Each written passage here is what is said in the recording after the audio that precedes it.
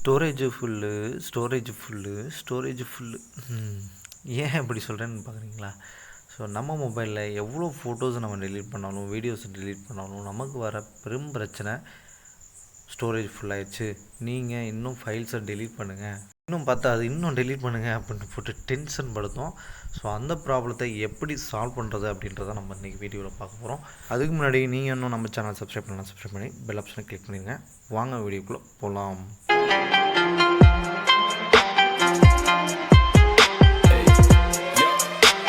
So settings போயிருங்க. Settings போய்ட்டு additional செட்டிங்ஸ்னு ஒரு ஆப்ஷன் இருக்கும்.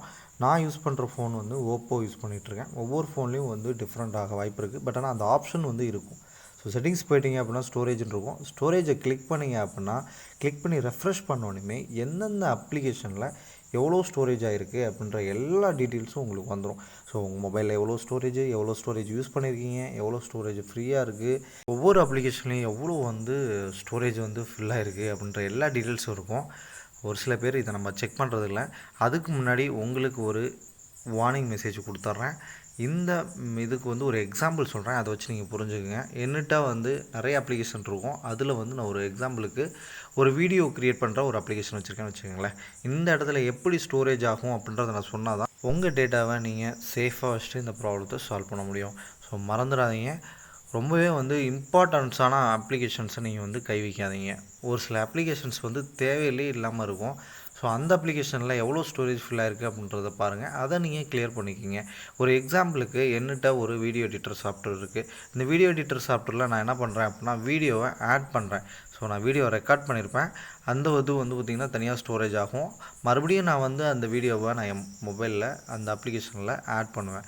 ஆட் பண்ணோடனே அந்த வீடியோ வந்து மறுபடியும் வந்து லோட் ஆகும். இப்போ மறுபடியும் லோட் ஆகி எங்கே வந்து ஆட் ஆகும்னு பார்த்திங்க அப்படின்னா அந்த அப்ளிகேஷனில் ஸ்டோரேஜில் ஆட் ஆகும்.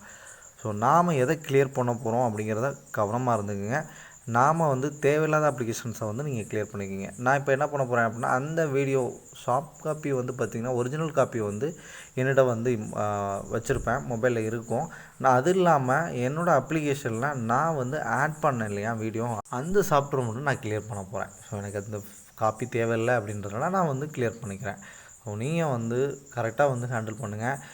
ஒரு கால்குலேட்டர் இருக்கும். கால்குலேட்டரில் வந்து பார்த்திங்கன்னா 500 MB இருக்கும். அந்த இது நமக்கு தேவையில்லை, அது ஒரு விஷயமா இருக்கும். ஸோ அதை நம்ம வந்து கிளியர் பண்ணிக்கலாம். எதெல்லாம் வந்து நமக்கு வந்து எந்தெந்த அப்ளிகேஷன் நிறைய அப்ளிகேஷன்ஸ் இருக்கும். அதெல்லாம் தேவையில்லாத அப்ளிகேஷன்ஸில் இருக்கிற ஸ்டோரேஜை நீங்கள் கிளியர் பண்ணிங்கனாவே நிறைய ஸ்டோரேஜ் வந்து உங்களுக்கு ஃப்ரீ ஆயிரும். ஸோ நான் வந்து பர்சனலாக வந்து நான் ஃபீல் பண்ண ஒரு விஷயம், நீங்கள் யூஸ் பண்ணி பாருங்கள். கண்டிப்பாக வந்து உங்களுக்கு ரொம்பவே வந்து சப்போர்ட்டாக இருக்கும், ரொம்பவே வந்து யூஸ்ஃபுல்லாக இருக்கும். ஸோ நம்ம தேவையில்லாமல் ஒரு இம்பார்ட்டன்ஸான ஒரு இமேஜை நம்ம வந்து டெலீட் பண்ணுற அவசியம் இல்லாமல் இருக்கும்.